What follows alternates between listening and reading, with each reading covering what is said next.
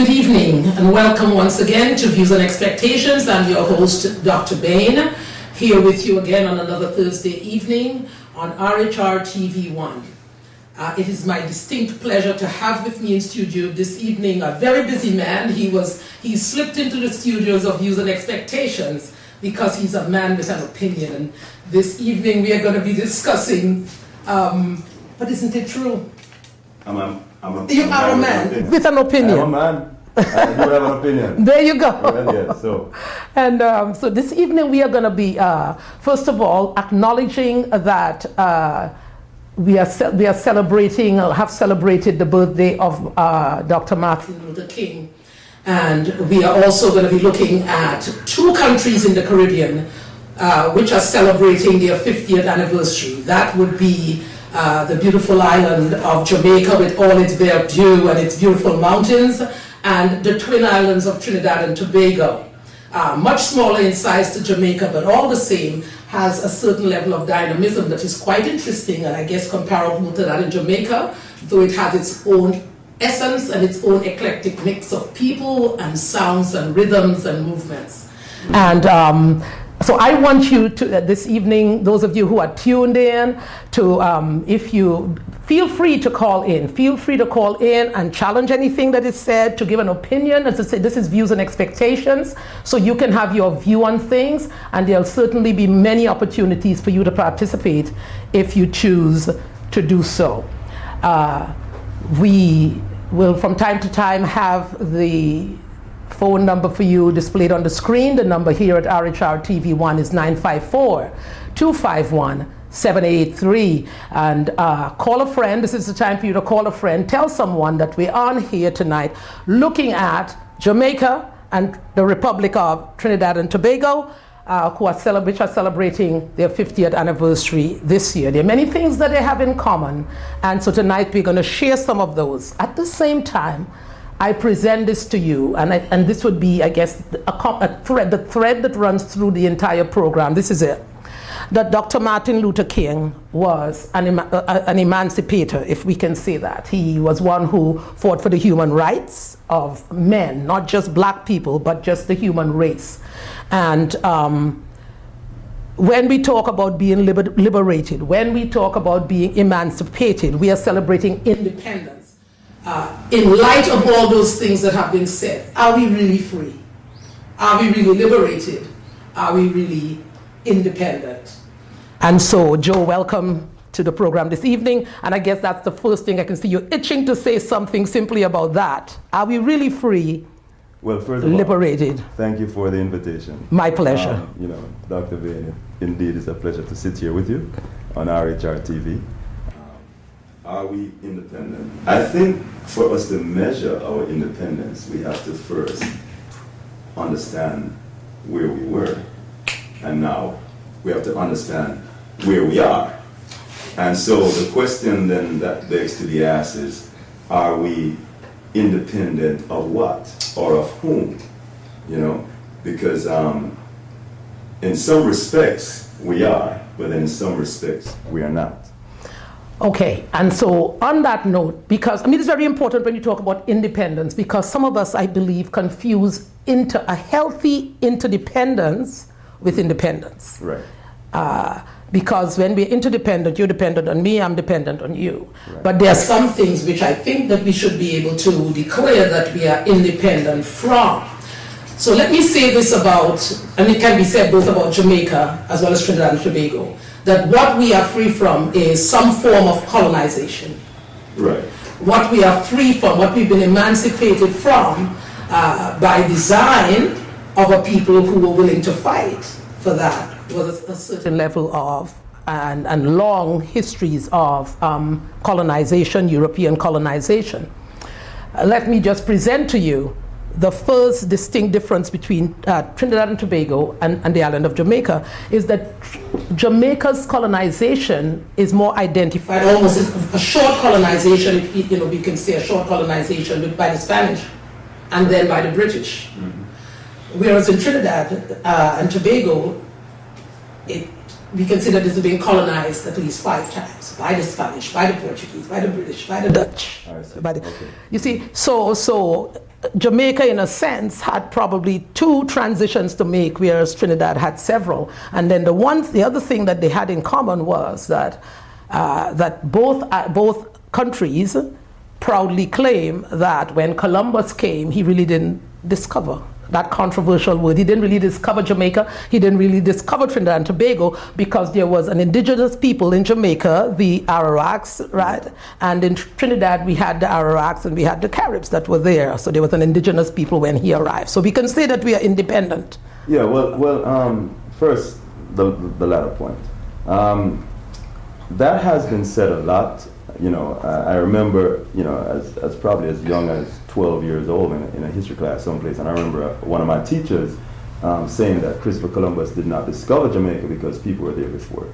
Well, I think that is a viewpoint that is put forward by those who, just kind of anti everything that is European. And so, because we understand that when they say Christopher Columbus discovered, it simply meant that he was on a journey. He was commissioned by a king and a queen in Spain, and he went off course. Of course, his calculations weren't very, very accurate. He was just a poor navigator. And so he came upon a group of islands, and he discovered it. Discovering does not necessarily mean that you're the first person to happen upon something. Okay? For example, let's say I'm hiding something from you, and I place it under your, under your car, and for some reason you go outside and you say, something comes to your mind, you say, oh, let me, this tire doesn't look too right, or I heard a little noise in my car, and you bend down to look under the car, and then you see this thing that I placed under your car. All right? Well, you discover this object that I placed under your car, but you're not the first person who kind of, happened upon this object, because I'm the one who placed it there, right? You see what I'm saying? So I don't think we ought to read too much into it. I think we just say this. But historians have, and people have different viewpoints on it. And then I would still wonder, when we come back from the break, we'll just touch on this a little bit. I wonder why it is that it was attributed to him, because someone must have gone to Europe for the first time. And why is that not so clearly presented in history as a discovery? This is Views and Expectations. We are up against the station break, and we'll be right back. Joe Linton is in the house tonight on Views and Expectations. And before the break, we were discussing about the possible, as we have different worldviews about Columbus, his place in history as far as the discovery of some of the islands in the Caribbean. But Eurocentric though it might be, and some of us believe, and some people believe that that's the way it is.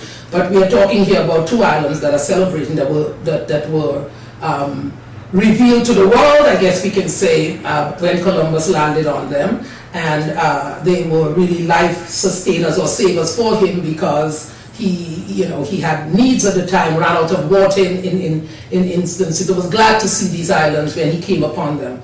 But when we talk about Jamaica, Jamaica has come a long way from what? A long way from many things. There's a certain essence of Jamaica when we look at the country of Jamaica and we consider the pulse of Jamaica. What makes the people who the people are? What makes Jamaicans, what gives the Jamaican-ness to Jamaicans? It comes from, I guess, a long history of a people who would fight, a people who would struggle to come through adversity. Jamaica in the early day was known to be, in terms of its industry, really a water and wood type of country, and then became more of an industrialized type of a plantation industry, and then it eventually shifted from that concentration in terms of what the people did to sustain life. Many the books have been written about even people of African descent in general as hewers of wood and carriers of water. You see, so I'm saying even that labeling Jamaicans have come from. And after 150 years of Spanish colonization, eventually it went into the hands of the British. So tell us a little bit about that. And I know that Spanish Town was the center of the city established and flourished during the time of the Spanish, and Jamaica was a prosperous colony, really. Yes, indeed. So let's talk about that. It was the economic hub, Spanish Town was, and so let's talk about that. Yes, indeed. One of the things that a little bit about the history first. One of the things that endeared Jamaica to its British governors was the fact that Jamaica had this very natural harbor. Right. And as a result of that, and you know, the main transportation in those days was shipping. Right. So it attracted, you know, they were able to develop a good commerce in terms of shipping, because this harbor in Kingston is a very natural harbor. So this aided in its economic development. The mainstay of the products produced in Jamaica in those times were, most of it was sugar. The plantations were sugar plantations, that kind of thing. And the slaves actually worked on the plantation producing the sugar, you know. So, but in terms of what makes Jamaican or roundabout independence, what kind of made Jamaican, and the same thread kind of runs through, or the same water, the same blood kind of runs through the vein of Dr. Martin Luther King, is a lot of what we overlook is the fact that Dr. Martin Luther King is a Christian. And I say is because as a Christian, you know, it's a forever thing. It's a forever thing. There you go. Right. So and it's the word of Christ, the words of Christ that he used that encouraged him and that gave him the courage to do the things that he did. So many times when we celebrate his success, you know, the society in general tends to forget that. Likewise with Jamaica, the Jamaicanness in you know, that we speak of, it stems from a fervent belief in the scriptures. That the national anthem is one that says, "Our Father, bless our land." The national anthem is actually a prayer. Absolutely. You know, "Our Father, bless our land, keep us with thy mighty hand." So it's acknowledging that there is a God, that we have a Heavenly Father, and we are reliant on him. And I think that is one of the main ingredients of, you know, what it means to be Jamaican. Be Jamaican. And when we look at the aspect now in Trinidad, when you talk about the spiritual or Christian links to these islands, Trinidad and Tobago, by the name Trinidad itself, as a matter of fact, was named La Trinité, meaning the three sisters, because that is what Columbus saw when he came up against us in the southern area of Trinidad and Tobago, and so it was named after La Trinité. People have different perspectives on why he named it La Trinité, whether it was because he had made a commitment, he had submitted himself to the Father, the Son, and the Holy Spirit.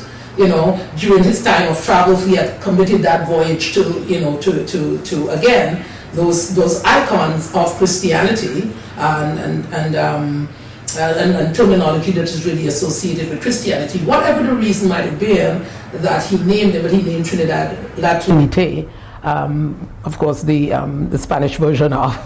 And so there are many things that you will see that once the Spanish have come through in Jamaica, you have several places that are named, have Spanish names to them. In Trinidad, the same thing, because the very capital of Trinidad is Puerto de España. Port of Spain, Puerto de España. Yes, and when we talk about, it is something, as I mentioned, Spanish Town, and the amount of fighting and stuff that went on there, and the Spanish Town is today. And we're going to take a look at that in a little bit. What is the state of Spanish Town today? But there's also a place in Trinidad called Sangre Grande. You know, the people, in terms of the colloquial expression of it, they will say Sandy Grande. But it's the Sangre Grande, meaning big blood. So a lot of blood flow. There was a lot of battle that took place in that. So there are lots of things in common, and I would imagine that no place is taken, no conquest is done without some blood being shed. You know, but again, the composition of the peoples of Trinidad and Tobago is very similar in the sense that you had the indigenous people, the Caribs and the Arawaks, and Columbus came, he met them there.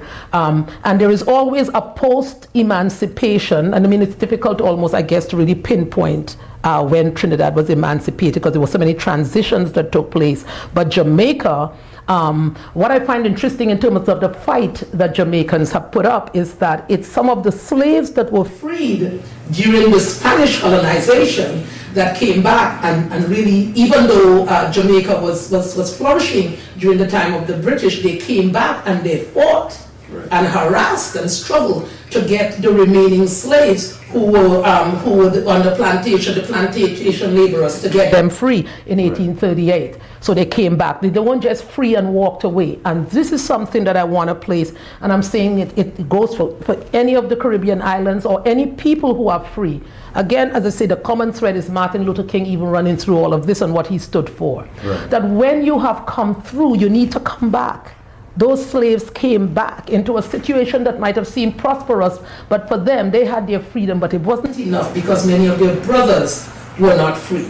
Right. And so they came back and to liberate them. And then the history of Jamaica changed after that. Post-emancipation history for Jamaica gradually shifted in terms of its labor. It shifted away from the plantation more to a diverse economy. It was such that the Indians and the Chinese began to come in. The influx because of the mining in Jamaica began to attract the Indians and the Chinese to come to Jamaica. And so this is why we have this eclectic mix of a people. And speak to me about that, Joe, about this out of many one nation, because I think it's really significant. And it didn't begin, in our time, but way back then when the influx of different peoples. Indeed, you mentioned those slaves that came back. We call them Maroons. Right. And famous of them are like Nani and Kojo. And Kojo. Right. They're actually brothers and sisters. Right. Right. And they led different bands. Right. And they they dwelt in like what we call the cockpit country. It was kind of it was a harsh territory. The British found it very difficult to get into those territories because they were not able to they were not outfitted for this. Right. Because this is kind of like a guerrilla warfare kind of a thing. They're not insurgency. Right. Exactly. Exactly. Yes. This was like terrorism 101 back in the day. And they had no drones or anything to exactly. M1 Abrams and all that kind of stuff. But so they led successful raids on British settlements, and they were even as a matter of fact, they were never conquered. Absolutely. A peace treaty was signed between them and the British government, that kind of a thing, and they were recognized. Their territory was recognized as a nation within a nation. Right. That kind of a thing. Yeah. So. And they now we're in a compound town in Jamaica, right. Where the Maroons are centered. Yes. Right. So now, but because of as a matter of fact, a lot of atrocities that take place in human history has all been for the sole purpose of making money. Absolutely. Because the love of money is the root of all evil. The Bible is never wrong on this. The same thing, that's why slavery occurred. And that's why we had the indentured workers. Right, the indentured servants, the Indians. What the European population, or the European masses in Jamaica at the time, and other places in the Caribbean, they needed folks to work on their plantations. So they went to India, and they brought folks over, they brought Chinese labor over. And they had contracts with them. Right. They would work for a certain amount of time, then they would be free. This was not lucrative enough because it still meant there was a large overhead to go all the way over there to get them to bring them over. Transportation costs, housing, that kind of stuff was a problem. So they found it more lucrative to just purchase a slave. Right, and they were more sturdy and more hardy and could withstand the sun and all of this, exactly, more so than the indentured servants. Yes. So out of these two industries, you got this mix of people. So you had the European masters, and the European masters, they were from all over the place. They were not only from Britain, they were from Germany. That's right. We have a place in Jamaica called Germantown. Right. And if you look at those folks over there, they are blonde and blue-eyed, just the same. And so they're from Germany. They were also from Spain. They were from France. They were all over the place. And so you had the Europeans, you had the Africans, you had Indians, you had Chinese. And so when Jamaica became independent, recognizing that we were a nation that is being born from these different mixes of people. Yes. So the motto was going out of many, one people, in the hope that we would become one. Of course, that was something that took some time because elements of racism persisted for many, many years. till it moved from being racism to classism, that kind of thing. So, yeah. Having said that, in terms of the mixture of the people, I looked at the two histories, and I'm saying Columbus discovered Jamaica in 1494. Something to that effect. 94. Yeah. Discovered Trinidad in 1498. So in effect, the fact that the two countries gained their independence in the same year, 1962, says that Jamaica has a little bit more experience with colonization than Trinidad does. So it was a few more years of being under this type of rule. Well, technically, it's not necessarily, because when you discover a country, it's very difficult to start colonizing right away. So maybe we caught up. No, I would imagine, I wasn't there, but I would imagine that the first thing you do when you get off a ship and you just discover this new land, you got a bunch of sailors on there, they want water, they want water. Which is why they came on for, exactly. So you get on shore, you begin to see native folks. You don't just go ahead and kill them right away. You try to see. You need their help. Absolutely, you need their help. Absolutely. So I think that colonization actually started sometime after. Absolutely. The actual date of the beginning of colonization, we don't know. Yeah. So we'll deal with the discovery, but still 4 years later. 4 years later, right? 4 years later. Still 4 years later. It's like it's like the funny thing. Let me tell you what it's like. You're in high school. Let's say you're in high school and you're 17 years old, and there's this kid and there's this young boy in primary school that's probably 6 years old. Oh no! So the guy's in high school, he's 17 years old. The girl is in primary school, she's 6 years old. So he's 11 years older than her.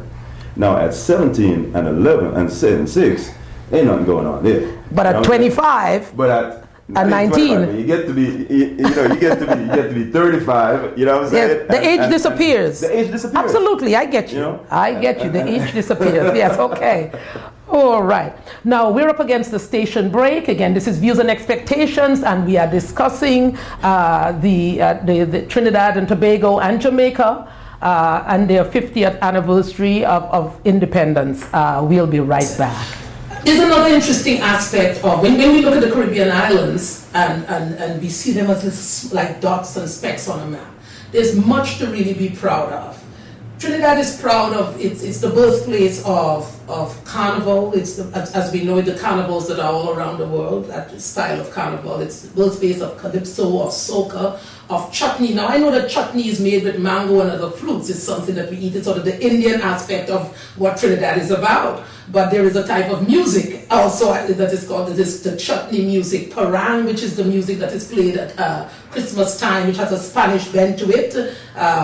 The limbo, steel band, and much more. And especially because the steel pan, the steel drum, even up to today, is the only new musical instrument that has been created, I can't even say now, from the 20th century on to now. Exactly, and we are out of the 20th century.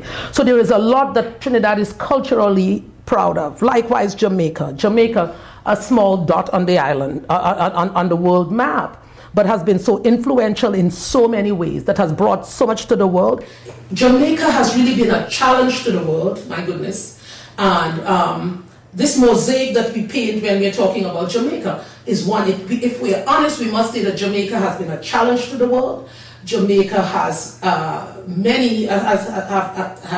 it has been endeared. It has endeared itself to the world because of the music, not only through Bob Marley. Some people were introduced to the music of Jamaica and knew that there was a difference through Miss Lou, culturally, because there was a different style of music and singing of Jamaica and the cultural aspects of Jamaica. So there's a lot that these two islands have to be proud of. Right. Trinidad doesn't have as many of the beaches, does not pride itself on having the bluest waters and the most sandy white beaches, but it has an ecotourism that is very special. If you want to be able to go into caves and discover things and butterflies and other things and bats and whatever it is that might be in the caves, Trinidad provides that for you. And there are comfortable with the fact that Carnival is really a major part of their, what they export as a country, that cultural aspect, as well as, of course, the pitch lake in La Brea, which is this eternal lake of asphalt or tar or pitch. And likewise in Jamaica. Now, one of the things that's interesting about Jamaica is that Jamaica's proximity to the United States is very interesting, very close to the United States, only a flight of an hour and 15 minutes away from Miami, whereas Trinidad is the most southwestern of the Caribbean islands. South, it's east of, west. Southeastern. Yeah, of the Caribbean islands, just off the coast of Venezuela. Right. The interesting thing about this is that whenever I think about Jamaica and I think about its current immigration issues that it may have, and whether or not it's in so many cases persona non grata, but Jamaica itself can be seen in the day as being a place where people, where there was a lot of immigration taking place. People, as I said, the Chinese and the Indians went to Jamaica. It was a place that they would go to because of the mining. It attracted, so there was an influx.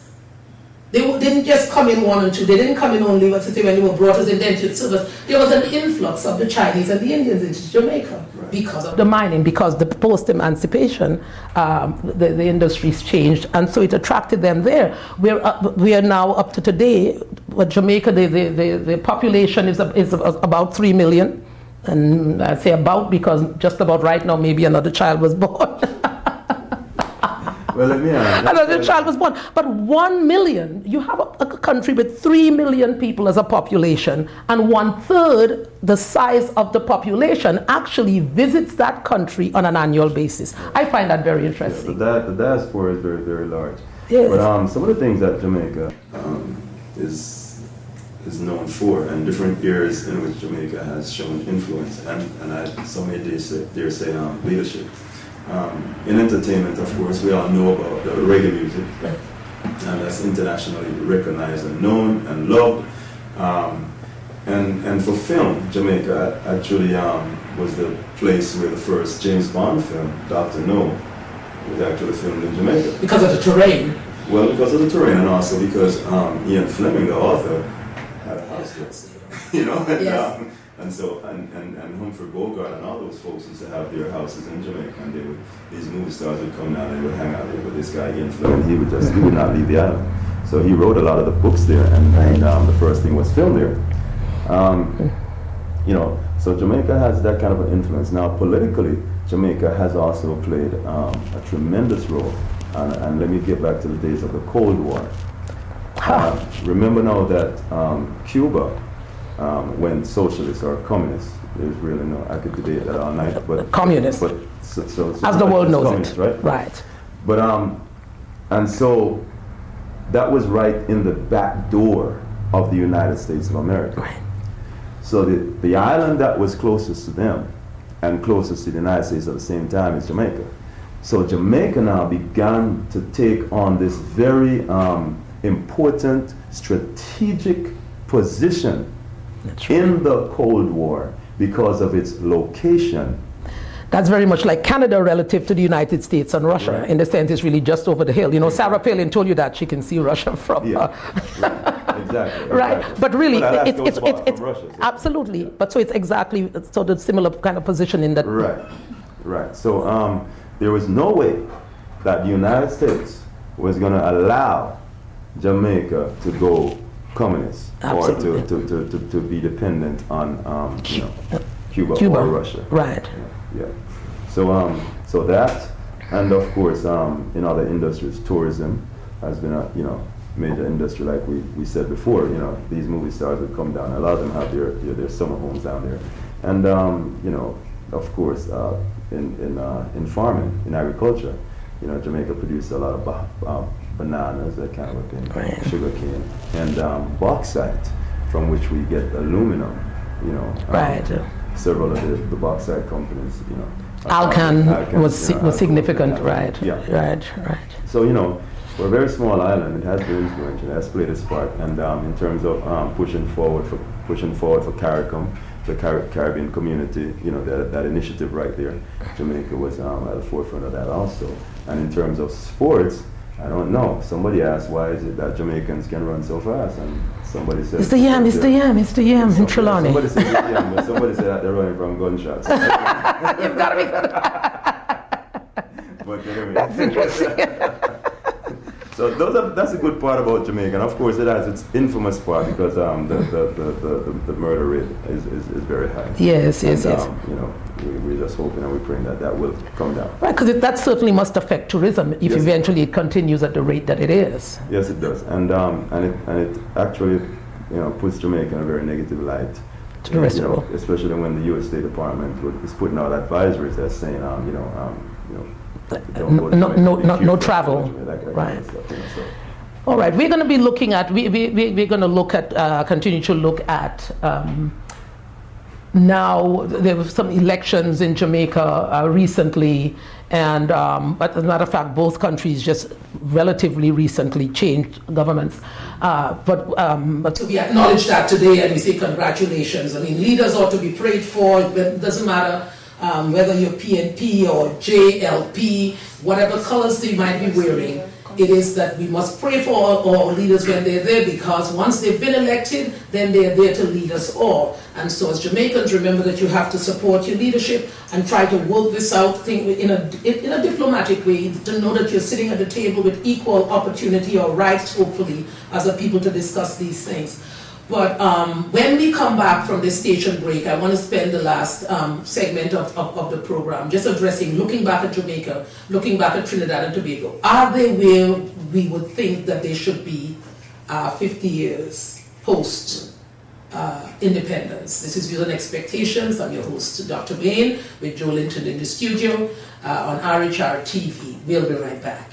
Joe, is Jamaica where you would think that it should be 50 years after independence? Well, in several, there are different ways to look at it. For example, in retrospect, there is the school that thinks that we probably became independent a little bit too early. We got out of the home, so to speak, earlier than we should. And then there's also the school that thinks that we ought to do away with the Commonwealth form of government, because under that form of government, which we are under, the Queen is actually our head of state. And so as a result of that, from that perspective, we're not truly independent, But in terms of where Jamaica is right now, I think that we took a step back, because one, when we look at our national security issues, right now, they're kind of like atrocious. We need to do more in terms of securing the populace in Jamaica. In terms of economics, we find that Jamaica moved from being a producing economy to an economy to a more service-based economy. So we're not producing the way we would normally do. So right now we're depending on imports to supply a lot of the goods that's needed in Jamaica. And did the free zone work? Did it work?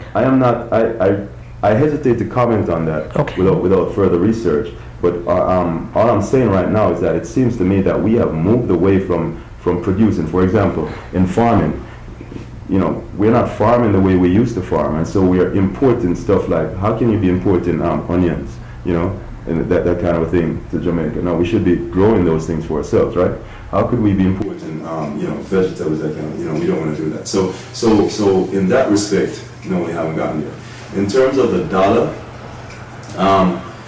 is going to be affected by many different factors, and of course, it's going to be affected by the international recession or very slow recovery, depending on the economics that you're talking to right now that's going on. Just share with the people what is the equivalent to Jamaica US. It's about right now. It's $80-something. I don't have the exact. No, we don't. Yes, we don't. It's in the region of $80-something Jamaican dollars to $1 US. So $86 Jamaican dollars to $1 US. I'm being told, thank you very much. That kind of a thing. So it has been stable in the 80s for a long time. Right. Now, which which is interesting. I mean, the Trinidad has a certain level of oil. I mean, I don't know. I think at one point they were probably just pumping too much oil out of the ground at a given point, and you'll run out of anything that is there. But they've been doing okay because the Trinidad dollar has been stable at 6 or 7 to 1 US for a long time. That I don't even bother to check to see what the exchange rate is because it has been so stable. So when you look at something like that with two islands, two countries in the same region, and you have that difference in terms of its dollar, it's very interesting and something to look at another time. We probably want to sit down and take a look at the economies of the Caribbean islands. But there is something. Real quick. The route we really need to look, where that is concerned, you need to look into the workings of the International Monetary Fund. Because they determine. Absolutely. They determine where the dollar goes depending on what it is that you get from them. Right, exactly. So whether it's undervalued, overvalued. Now there is something that I feel that must be addressed. I'm going sort of flipping back to Jamaica again, and I'm looking at a statement that was made by the Ministry of Youth, Sports and Culture, Olivia Grange, which she said, "I think that when the people of the world think of Jamaica, they think of the creations of our people that have enriched humanity." And I don't know if that is a little bit euphoric, but I believe that the mosaic that I look at when I'm working within the Jamaican communities, the reality sounds more like what you said before, that we address, all the issues. Right. That it's not just the creativity that have enriched humanity, but everything else that comes with it at this point. And I believe that, we would be really fooling ourselves, I think, if we just addressed it in that way. Because that's not what the diaspora looks like. That response is a typical political response. But we just have to understand that Jamaicans are very creative people, very hardy people. Jamaicans are very loving people. They're also very violent folks. And whilst violence is not the norm, but it is sufficiently high, that is something that must be talked about and something that must be addressed and tackled so that there can be some solution brought to. Yeah. So and that's where I am as a Jamaican. That's how I look at Jamaica. This very beautiful place, so much potential. I love it very much, but we do have our issues.